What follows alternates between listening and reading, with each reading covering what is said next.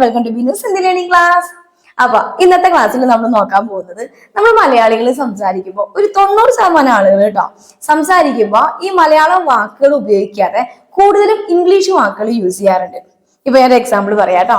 ഇപ്പൊ duplicate, original, അതുപോലെ തന്നെ ഇതൊന്ന് പ്രസ് ചെയ്യേ എന്നൊക്കെ പറയത്തില്ല. അപ്പൊ അവിടെ ഡ്യൂപ്ലിക്കേറ്റ്, ഒറിജിനൽ, അതുപോലെ പ്രസ്, ഈ വാക്കുകളൊക്കെ നമ്മൾ ഇംഗ്ലീഷ് യൂസ് ചെയ്യാം അല്ലെ. അതല്ലെങ്കിൽ ഓഫ് നല്ല ടെൻഷനാണ്, ടെൻഷൻ അല്ലെ, അതിനൊക്കെ നമ്മൾ മലയാളം വാക്കുകൾ യൂസ് ചെയ്യാറില്ല.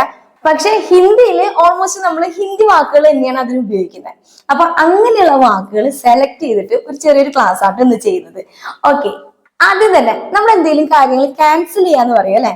ക്യാൻസൽ ചെയ്യാം. ഇപ്പൊ ടിക്കറ്റ് ആയിക്കോട്ടെ അല്ലെങ്കിൽ ഓർഡർ ആയിക്കോട്ടെ, എന്തെങ്കിലും ക്യാൻസൽ ചെയ്യാന്നുള്ള വാക്കിന് പറയുന്നത് റദ്ദ് എന്നാട്ടോ. റദ്ദ് കരണം എന്ന് പറഞ്ഞാൽ ക്യാൻസൽ ചെയ്യാം. ഇപ്പൊ ട്രെയിൻ ടിക്കറ്റ് ക്യാൻസൽ ചെയ്യണം, എങ്ങനെയാ ഇപ്പൊ ഹിന്ദിയിൽ പറയാ? ടിക്കറ്റ് റദ്ദ് കർണ ഹെ, ടിക്കറ്റ് റദ്ദ് കർണ ഹെ എന്ന് പറഞ്ഞാൽ ടിക്കറ്റ് ക്യാൻസൽ ചെയ്യണം, അത്രേ ഉള്ളൂ. അതുപോലെ തന്നെ എന്റെ അവധി ക്യാൻസൽ ആയി നമ്മൾ പറയണ്ട. ഇപ്പൊ ലോങ് ലീവ് ഒക്കെ എടുത്ത് വരുമല്ലോ, അപ്പൊ പറയാണ് ഓ എന്റെ അവധി ക്യാൻസൽ ആയി പോയി. എങ്ങനെയാണ്? ചുട്ടി എന്നാണ് അവധിനെ പറയാം, നമുക്കറിയാം അല്ലെ. ഓക്കെ, മേരി ചുട്ടി റദ്ദ് കർ ദി ഗയി ഹെ എന്ന് പറയാം കേട്ടോ. അവര് മറ്റൊരാള് അത് ക്യാൻസൽ ചെയ്യുന്നത് അല്ലെ, അതുകൊണ്ടാണ് ഇങ്ങനെ പറയുന്നത്. മേരി ചുട്ടി റദ്ദ് കർ ദി ഗയി ഹെ.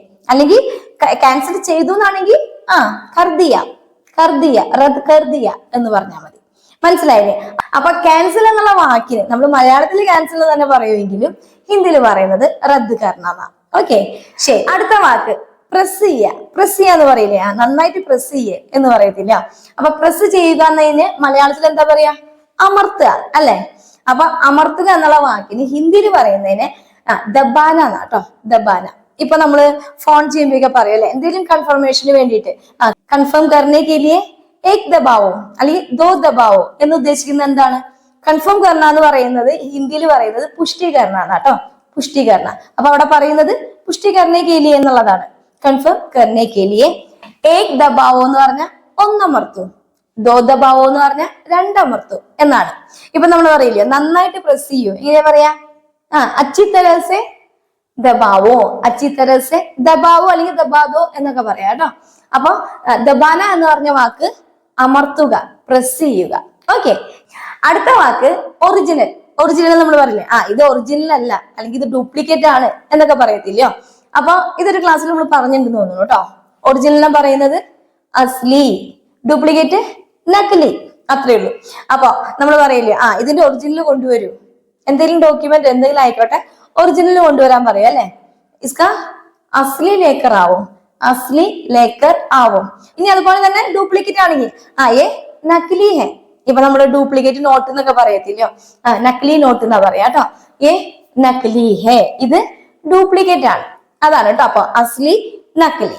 ഓക്കെ, അടുത്ത രണ്ട് വാക്കുകളാണ് പുഷും പുള്ളും അല്ലെ. നമ്മൾ പല സ്ഥലങ്ങളിൽ എഴുതി വെച്ചിട്ടുണ്ടാവും പുഷ് പുള്ള്. എന്താണ് പുഷ് എന്ന് പറഞ്ഞാൽ തള്ളുക, പുള്ള് എന്ന് പറഞ്ഞാൽ വലിക്കുക.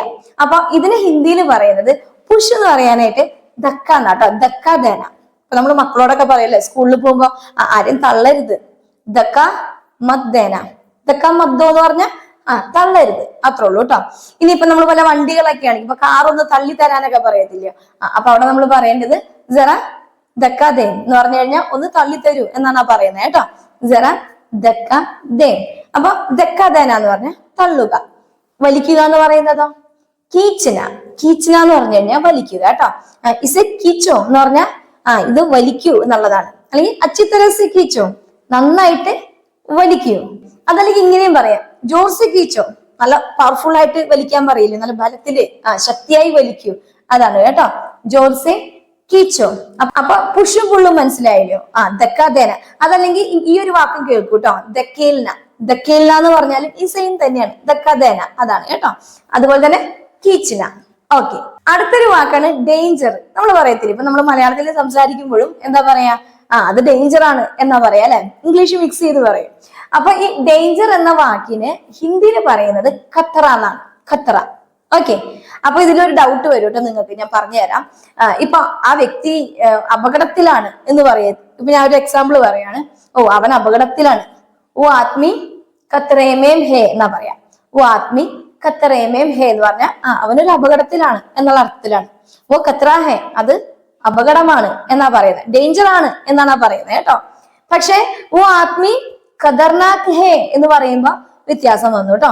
അതെന്താണ്? ഡേഞ്ചറസ് എന്നുള്ള അർത്ഥമാണ് അവിടെ വരുന്നത്.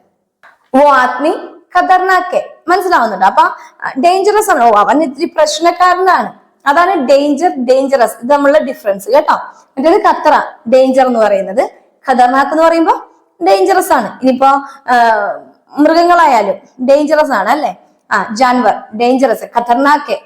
ഓ ജാൻവർ ഖതർനാക്ക് എന്ന് പറഞ്ഞു കഴിഞ്ഞാൽ ആ മൃഗം ഡേഞ്ചറസ് ആണ്. ഇപ്പൊ ഒരു നായോ എന്തോ ആയിക്കോട്ടെ, ഓ ഖതർനാക്ക് കുത്താ ഹെ എന്ന് പറഞ്ഞാൽ അതൊരു ഡേഞ്ചറസ് ആയിട്ടുള്ള ഒരു പ്രശ്നക്കാരനാണ് എന്നുള്ള അർത്ഥത്തിലാണ് കേട്ടോ. ഓക്കെ, ഇതിനോടൊപ്പം തന്നെ ഈ ഒരു വാക്ക് കൂടി നമ്മൾ യൂസ് ചെയ്യും അല്ലെ, റിസ്ക്. റിസ്ക് എന്ന് പറയത്തില്ലയോ? റിസ്ക് എന്ന് പറയുമ്പോഴും അവിടെ ഈ ഖത്ര എന്നുള്ള ഒരു അർത്ഥം തന്നെയാണ് വരുന്നത് കേട്ടോ ഹിന്ദിയില്. ഇപ്പൊ നമ്മൾ പറയും വ്യായാമം ചെയ്തു കഴിഞ്ഞാൽ, ഇപ്പൊ നമ്മൾ എക്സസൈസ് ഒക്കെ ചെയ്തു കഴിഞ്ഞു കഴിഞ്ഞാൽ നമ്മുടെ ഹൃദയത്തിന്റെ രോഗങ്ങൾ വരുന്ന സാധ്യത, ആ റിസ്ക് കുറയ്ക്കാം എന്നൊക്കെ പറയത്തില്ലയോ? വ്യായാം സെ ഹൃദയ രോഗ് കാ ഖത്ര കം ഹോത്താ ഹെ. വ്യായാം സെ ഹൃദയ രോഗ് കാ ഖത്ര എന്ന് ഉദ്ദേശിക്കുന്നത് ഹൃദയ സംബന്ധമായ രോഗങ്ങളുടെ റിസ്ക് കം ഹോത്താ ഹെ, കുറയും എന്നുള്ള അർത്ഥത്തിലാണ് കേട്ടോ. ഓക്കെ, അടുത്തൊരു വാക്കാണ് കംപ്ലീറ്റ്. കംപ്ലീറ്റ് എന്ന് പറഞ്ഞു കഴിഞ്ഞാൽ പല രീതിയിലും വരുന്നുണ്ട് കേട്ടോ. ഇപ്പൊ നമ്മൾ പറയും അല്ലെ, ഇത് കംപ്ലീറ്റ് നീ എടുത്തോ എന്ന് പറയുന്നുണ്ട് അല്ലെ. നമ്മൾ മലയാളത്തിൽ സംസാരിക്കുമ്പോൾ ഇത് കംപ്ലീറ്റ് എടുത്തോ എന്നും പറയും. അതല്ലെങ്കിൽ ഹോംവർക്ക് വേഗം കംപ്ലീറ്റ് ചെയ്യേ. അപ്പൊ ഇവിടെ രണ്ടിടത്തും ഈ കംപ്ലീറ്റ് എന്നുള്ള വാക്ക് നമ്മൾ യൂസ് ചെയ്യുന്നുണ്ടെങ്കിലും അതിന് അർത്ഥവ്യത്യാസം വരുന്നുണ്ട് കേട്ടോ. ഇത് കംപ്ലീറ്റ് നീ എടുത്തോ എന്ന് പറയുന്നിടത്ത് ഇത് മുഴുവൻ എന്നുള്ള അർത്ഥത്തിലാണ് വരുന്നത്. ഇവിടെ മുഴുവൻ എന്നുള്ള അർത്ഥത്തിൽ നമുക്ക് അറിയാം അല്ലെ, എന്താണ്? പൂര അല്ലെങ്കിൽ സാരെ എന്നുള്ള വാക്കൊക്കെ, സബ് എന്നുള്ള വാക്കൊക്കെ മുഴുവൻ എന്നുള്ള അർത്ഥത്തിൽ നമ്മൾ യൂസ് ചെയ്യും. പൂരല്ലോ, ഇത് മുഴുവൻ എടുത്തോളൂ അല്ലെ. ഇവിടെ ഹോംവർക്ക് ജൽദി പൂരാ കരോ എന്നും പറയാം, അല്ലെങ്കിൽ ജൽദി ഖതം കരോ എന്നും പറയാം. തീർക്കൂ എന്നുള്ള അർത്ഥത്തിൽ വരുന്നതാണ് കേട്ടോ. പൂരാ കരോ എന്ന് പറയുമ്പോഴും മുഴുവിപ്പിക്കൂ എന്നുള്ള അർത്ഥമാണ് അവിടെ കിട്ടുന്നത്. ക്ലിയർ ആയോ? അപ്പൊ ഹോംവർക്ക് ജൽദി ഖതം കരോ അല്ലെങ്കിൽ ജൽദി പൂരാ കരോ, ഇങ്ങനെ നമുക്ക് യൂസ് ചെയ്യാം ഈ വാക്കിനെ. ഓക്കെ, ഇനിയൊരു വാക്കാണ് ടഫ്.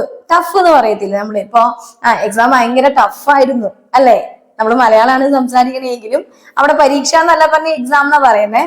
അതുപോലെ തന്നെ കഠിനം എന്നുള്ളൊരു അർത്ഥമാണ് അവിടെ വരുന്നത് അല്ലെ, ടഫ് എന്നുള്ളത്. അപ്പൊ പരീക്ഷ ബഹുത് കഠിൻ തീ. പരീക്ഷ എന്നുള്ള വാക്ക് ഒരു സ്ത്രീലിംഗ വേർഡ് ആയതുകൊണ്ടാണ് അവിടെ തീ വരുന്നത് കേട്ടോ, അല്ലെങ്കിൽ താ വരും. ഓക്കെ, പരീക്ഷ ബഹുത് കഠിൻ തീ. കഠിൻ എന്നാണ് അവിടെ ആ ടഫ് എന്ന വാക്കിന് ഹിന്ദിയിൽ പറയുന്നത് കേട്ടോ, കഠിൻ. പരീക്ഷ ബഹുത് കഠിൻ തീ. ഓക്കെ, അടുത്തത് ക്ലീൻ. ക്ലീൻ ചെയ്യാന്നൊക്കെ പറയത്തില്ല നമ്മൾ. ഇവിടെ ഒന്ന് ക്ലീൻ ചെയ്യൂ, എങ്ങനെയാ പറയാ? സാഫ്. ക്ലീൻ പറയുന്നത് സാഫ് കേട്ടോ. യഹാ സാഫ് കരോ, ഇവിടെ ക്ലീൻ ചെയ്യും. അപ്പൊ മലയാളത്തിൽ അതിന്റെ അർത്ഥം എന്താ വരുന്നത്? വൃത്തിയാക്കുക അല്ലെ. ഇത് കൂടാതെ തന്നെ നമ്മളിപ്പോ മക്കളോടൊക്കെ പറയത്തില്ലയോ, നീറ്റ് ആയിട്ട് എഴുതൂ. നീറ്റ് ആയിട്ട് എഴുതാൻ പറയുന്നിടത്ത് എന്താ മലയാളം? വൃത്തിയായിട്ട് എഴുതും തന്നെയാണ് അല്ലെ. അപ്പൊ അവിടെ ആ വൃത്തി എന്നുള്ള വാക്കിന് സാഫ് സാഫ് ലിഖോ എന്ന് പറഞ്ഞാൽ മതി. സാഫ് സാഫ് ലിഖോ. അപ്പൊ ക്ലീൻ എന്ന് പറയാനും നീറ്റ് എന്ന് പറയാനും നമുക്ക് എന്താണ്? ഈ സാഫ് എന്നുള്ള വാക്കാണ് ഹിന്ദിയിൽ വരുന്നത് കേട്ടോ. സാഫ് സാഫ് ലിഖോ എന്ന് പറഞ്ഞാൽ നീറ്റായിട്ട് എഴുതും എന്ന് പറയുന്നതാണ്. ഇനി അതുപോലെ തന്നെ മിക്സ് ചെയ്യാൻ പറയല്ലേ നമ്മള്. ഇത് ഇതിലൊന്ന് മിക്സ് ചെയ്യൂ. ഇസ്മേ മിലാവോ അല്ലെങ്കിൽ മിലാദോ എന്നും പറയാം കേട്ടോ. മിലാന എന്നാണ് മിക്സ് ചെയ്യുക എന്ന വാക്കിന് പറയുന്നത് ഹിന്ദിയിൽ കേട്ടോ. അപ്പൊ മിക്സ് ചെയ്യുക, മിലാന. ഇനിയിപ്പോ നമ്മൾ പറയും പാലിൽ പഞ്ചസാര ഇട്ടിട്ട് മിക്സ് ചെയ്യാൻ പറയും അല്ലെ. ദൂധമേ ചീനി ഡാൽക്കർ മിലാവോ. ദൂത് എന്ന് പറഞ്ഞ പാല്, ചീനി എന്ന് പറഞ്ഞ പഞ്ചസാര. ദൂധമേ ചീനി ഡാൽക്കർ അച്ചി തരസെ മിലാവോ, നന്നായിട്ട് മിക്സ് ചെയ്യൂ എന്ന് പറയുന്നതാണ്. അപ്പൊ മിക്സ് ചെയ്യാൻ പറയുന്നതിന് മിലാന. അടുത്തത് നമ്മൾ കോമൺ ആയിട്ട് പറയുന്ന ഒരു വാക്കാണ് ടെൻഷൻ അല്ലെ. ടെൻഷൻ, അവനെന്തോ ടെൻഷനിലാണ് എന്നൊക്കെ പറയത്തില്ല. കറക്റ്റ് ടെൻഷൻ എന്നുള്ള വാക്കിന് ഹിന്ദിയിൽ പറയുന്നത് തനാവ് എന്നാണ്. തനാവ്. അപ്പൊ കൊയ് തനാവുമേ ഹേ എന്ന് പറഞ്ഞാൽ അവൻ എന്തോ ടെൻഷനിലാണ് എന്ന് പറയുന്നതാണ് കേട്ടോ. ഇനിയിപ്പോ നമ്മൾ മലയാളത്തിൽ എന്താ പറയാ ടെൻഷന്? പിരിമുറുക്കം എന്നൊക്കെയല്ലേ, മാനസിക പിരിമുറുക്കം. അപ്പൊ മാനസിക പിരിമുറുക്കം അല്ലെങ്കിൽ മെന്റൽ സ്ട്രെസ് എന്ന് പറയാനായിട്ട് മാനസിക് തനാവ് എന്നാ പറയാ കേട്ടോ. ഓ കൊയ് മാനസിക് തനാവുമേ ഹേ, അവൻ എന്തോ ഒരു മെന്റൽ സ്ട്രെസ്സിലാണ് എന്ന് പറയുന്നതാണ്. അപ്പൊ ടെൻഷൻ, തനാവ്. ഓക്കെ, അടുത്തൊരു വാക്കാണ് ഇമ്പോർട്ടന്റ് അല്ലെ. നമ്മൾ പറയും അല്ലെ, ഇത് വളരെ ഇമ്പോർട്ടന്റ് ആണ്, ഇത് വളരെ ഇമ്പോർട്ടന്റ് ആണ് എന്ന് പറയാനായിട്ട് മലയാളത്തിൽ എന്താണ്? പ്രാധാന്യമുള്ളത് അല്ലെ, പ്രധാനപ്പെട്ട എന്നുള്ള അർത്ഥത്തിലാണ്. ഇപ്പൊ ഞാൻ പറയാണ് ഞാനൊരു പ്രധാനപ്പെട്ട ജോലിക്ക് വേണ്ടി പോവുകയാണ് പറയാണ്, ഞാനൊരു ഇമ്പോർട്ടന്റ് ആയിട്ടുള്ള ഒരു വർക്കിന് വേണ്ടി പോവുകയാണ്. എങ്ങനെയാണ്? मैं बहुत जरूरी काम से जा रहा हूं അല്ലെങ്കിൽ जा रही हूं എന്നാണ് ആ സെന്റൻസ് പറയാ കേട്ടോ. मैं बहुत जरूरी काम से जा रहा हूं. ഓക്കെ. അപ്പൊ അവിടെ ഇമ്പോർട്ടന്റ് എന്നുള്ള വാക്കിന് എന്താ നമ്മൾ യൂസ് ചെയ്തേ? ജറൂരി എന്നാട്ടോ. ഇതല്ലാതെ നമുക്ക് ഇപ്പോ ഓരോ വാക്കിനും പര്യായ പദങ്ങളുണ്ട്. പക്ഷെ നമ്മൾ കൂടുതലായിട്ട് ഉപയോഗിക്കുന്ന വാക്കുകളാണ് നമ്മൾ ഇപ്പൊ നോക്കുന്നത് കേട്ടോ. കൂടുതലായിട്ട് കോമൺ ആയിട്ട് സംസാരിക്കാനായിട്ട് നമ്മൾ ഹിന്ദി വാക്കുകൾ ഏതൊക്കെയാണ് യൂസ് ചെയ്യുന്നത്, അത് വെച്ചിട്ടാണ് നമ്മൾ ഇന്ന് ക്ലാസ് പറയുന്നത് കേട്ടോ. ഇപ്പൊ ജറൂരി എന്നല്ലാതെ മഹത്വപൂർണ്ണ എന്ന് പറയാം. ഈ ഹിന്ദിയിൽ മഹത്വപൂർണ്ണ എന്ന് പറഞ്ഞാലും പ്രധാനപ്പെട്ട എന്നാണ്. അതല്ലെങ്കിൽ ഖാസ് എന്നും പറയാം. ഖാസ് എന്ന് പറയുന്നതും പ്രധാനപ്പെട്ട ഒരു കാര്യം, ആ ഒരു പ്രധാനപ്പെട്ട എന്ന് സൂചിപ്പിക്കുന്നതാണ് കേട്ടോ. അപ്പൊ ഇവിടെ ഞാൻ പറഞ്ഞത് ജറൂരി വെച്ചിട്ടാണ്. മേം ബാവ് ജറൂരി കാം സെ ജാ രഹി ഹൂ. ഞാനൊരു പ്രധാനപ്പെട്ട ജോലിക്ക് പോവുകയാണ്. മനസ്സിലായോ? അതല്ലെങ്കിൽ നമ്മൾ പറയും അല്ലെ, കൃത്യസമയത്ത് ജോലി ചെയ്യുന്നത് വളരെ ഇമ്പോർട്ടന്റ് ആയ ഒരു കാര്യം അല്ലെ. കൃത്യസമയത്ത് ജോലി ചെയ്യുന്നത് വളരെ പ്രധാനപ്പെട്ട ഒരു കാര്യമാണ് അല്ലെ.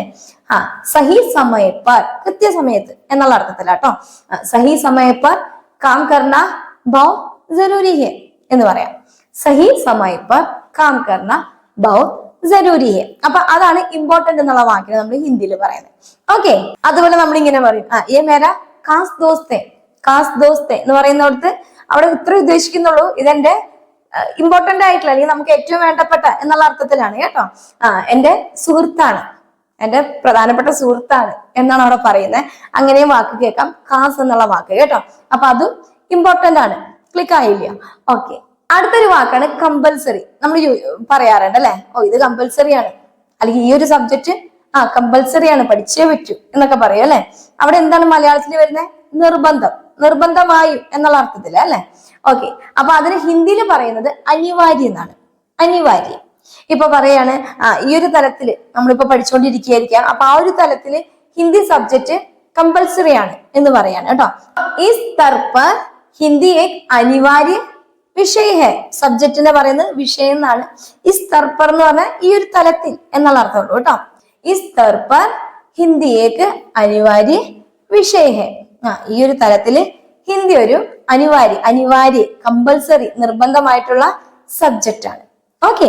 അടുത്ത വാക്കാണ് പ്യുവർ. പ്യുവർ നമ്മൾ യൂസ് ചെയ്യാറില്ലേ? പ്യുവർ എന്ന് പറഞ്ഞാൽ ഇത് പ്യുവർ ആണ്, പരിശുദ്ധമായ അല്ലെ, ശുദ്ധമായ എന്നുള്ള അർത്ഥത്തിലാണ്.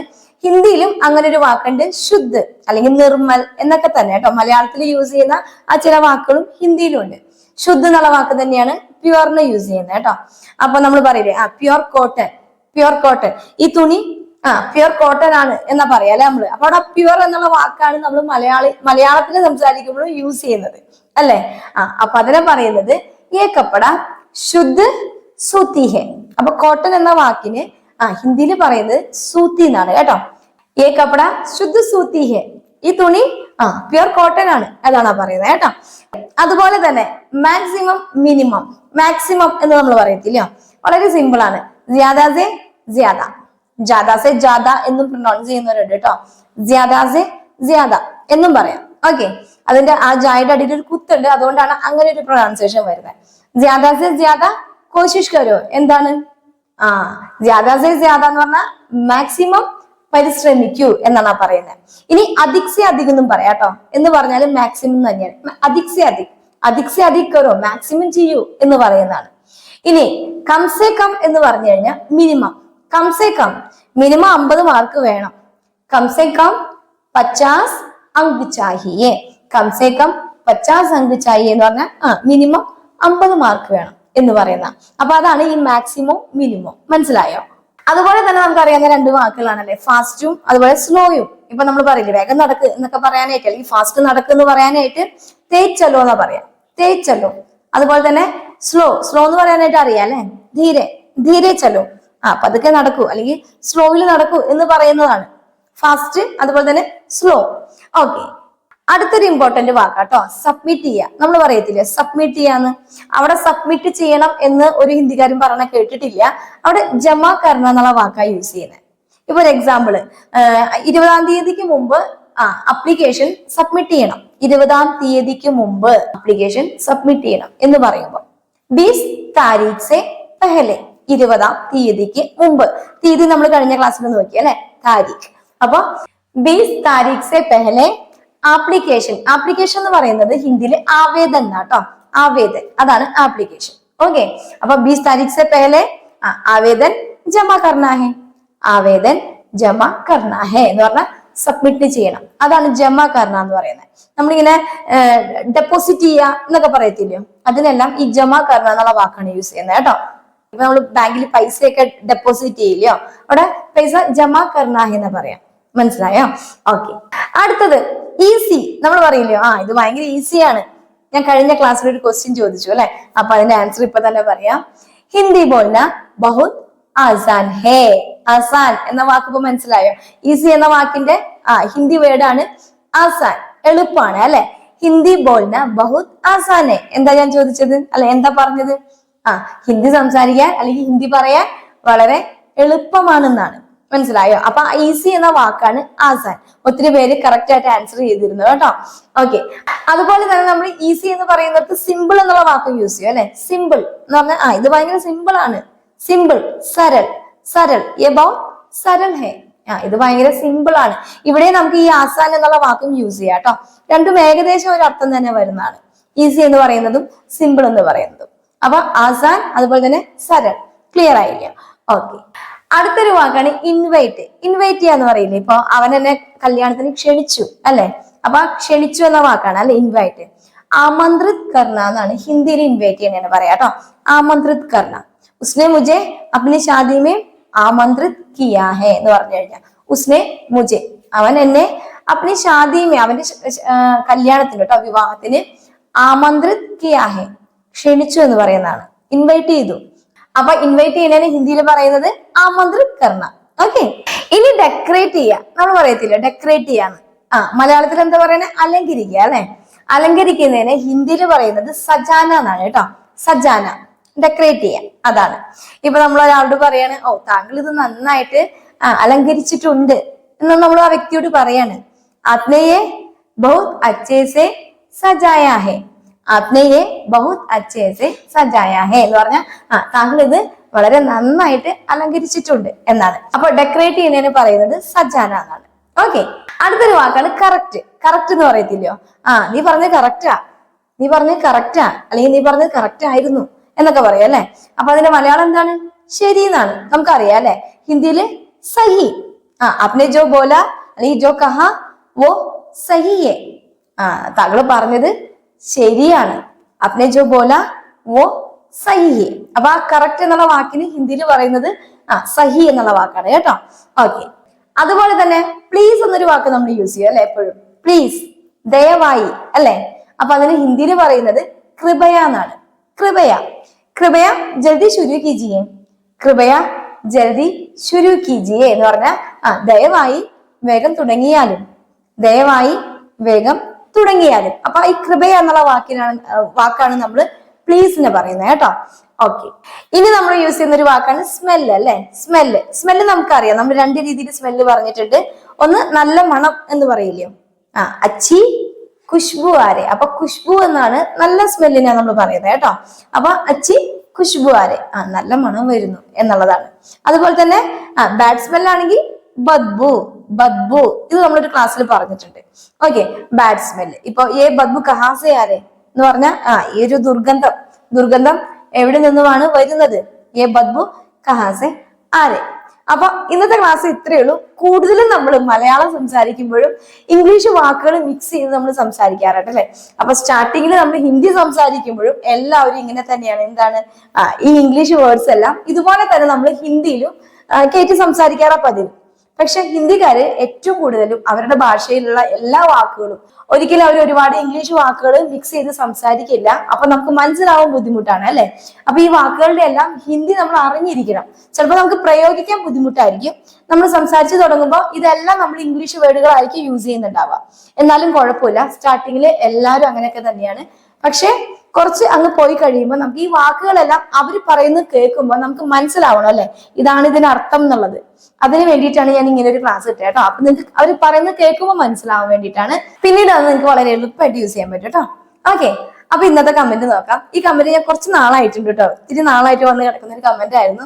ഞാൻ ക്ലാസ്സിൽ ചെയ്യാന്ന് വിചാരിച്ചിട്ട് മാറ്റി വെച്ചതാണ്. പക്ഷെ അതെന്റെ ഇത് വിട്ടുപോയിരുന്നു. അതുകൊണ്ടാണ് ഇത്ര ലേറ്റ് ആയത് കേട്ടോ.